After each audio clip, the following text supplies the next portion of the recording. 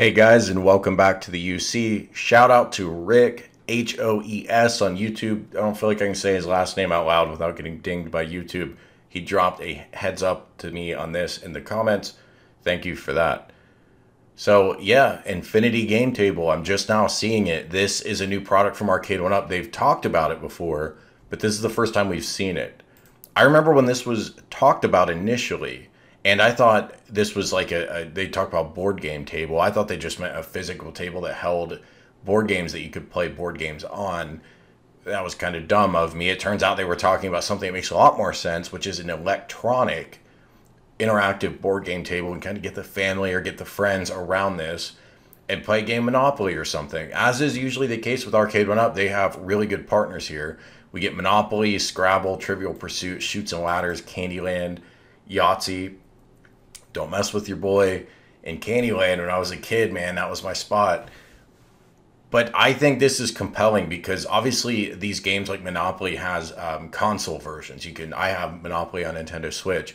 It's not a good experience. Playing these games with a controller sucks. It really does. A lot of them are not made very well, for one, and it just isn't natural. Like, which button do I press to land on a space in Monopoly but not buy the property? For Nintendo Switch Monopoly, I still have not figured that out. It's just not a good experience. This looks to be a lot more intuitive. You land on a space, you press a button, it suggests there's haptic feedback or some kind of tactile, so just meaning you can feel it when you touch it, feedback. If they do this right, that could be a really, really good experience. The fact that the screen will dynamically zoom based on what's going on, that's pretty cool. If they nailed it with software, then this is going to look pretty interesting. Let's take a look at their video. Welcome, guys. This is Arcade1up. You know us. We're the guys that brought you all the games that you love and reimagine at your house. And now let me introduce you to the best product you've ever seen. It's the Infinity Gaming Table. So we have the best library known to mankind. And we're doing that by partnering up with the most incredible brands in the world. Think about Parker Brothers and Hasbro, who make Monopoly and Scrabble. This is game night reimagined. Yeah, looks interesting. This will have online play. Probably what to me is most promising. Again, just assuming this is executed well, because you don't know until you see it. The software on this could suck. It could be slow, could be buggy, could be unresponsive. These big touch screens aren't always the most responsive. But it's going to have an app store, so you're going to be able to download more titles to it.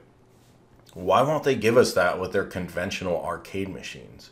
Why can't I add more Data East titles to my Burger Time or more Capcom titles to my Street Fighter or whatever it might be? I hope this is a sign of things to come. Now, as of the other day when I checked, there's no new FCC listings from Arcade1up, so I wonder how quickly this will be coming out. I also wonder, and we haven't heard anything about pinball, are we really going to get pinball this holiday? Is this coming out this holiday? Plus, we've got their first shooter cabinet. They've got a lot on their plate, and I hope and trust and frankly do assume that this isn't distracting from that. I'm sure they've got a different team working on pinball with the Zen guys, but it's just a lot on the table, and I really hope that this stuff is executed well and we can enjoy this. When I first heard of this product many months ago, I thought it sounded dumb. But again, I didn't really understand what it was. Now, in seeing it and recognizing these are electronic games, if these are done well and they're adapted well to this format of a large touchscreen, then I could be interested in this. I will tell you though, with these tabletop devices, same thing goes, by the way, with like a laptop control panel for an arcade, like the AtGames Legends Pro or Legends Gamer or whatever that's called. You always are in this situation where you have to run a cord. You have to run like a power cord across the living room. I mean, look at this photo.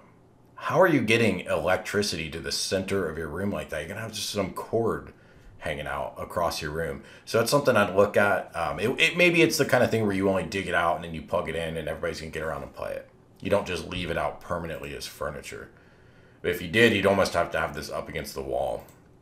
So that might be a little bit goofy. It might be a little tricky to figure out the best place to put this in your house. But yeah, that's it. It's going to have two versions, 24 and 32 inches.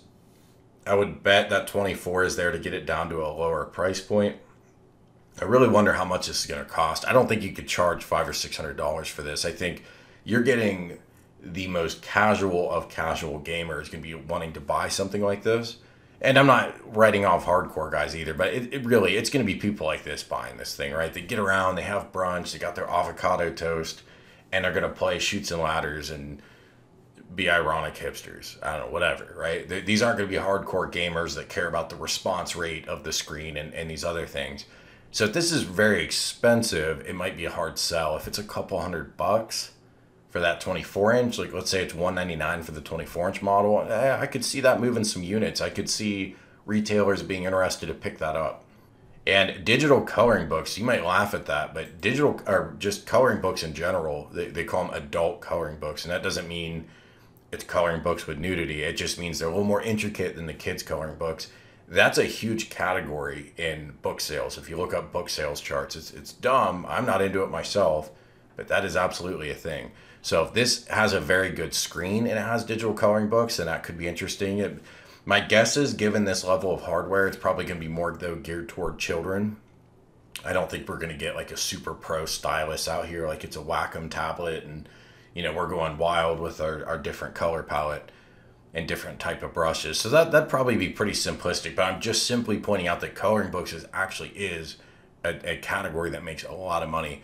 Comic books, that's something that hasn't really made the jump to digital successfully, and that's an industry that has been struggling now for years with declining sales. They're fighting a lot of bad trends in the comic book industry right now. So, you know, if this is a good way to consume comic books, I could maybe see it. But I think the killer app here is if they can nail the gameplay for widely appealing board games like Monopoly. And that's easier said than done, but I hope they're able to pull it off. Let me know below how much you think this is going to cost, and are you interested, and when are we going to finally hear more about pinball? I don't necessarily need pinball to come out this holiday. We got a lot of stuff to buy, but I would really like an update to know when it's coming. Thanks for watching. I'll talk to you soon. Dripping lights paint the skies.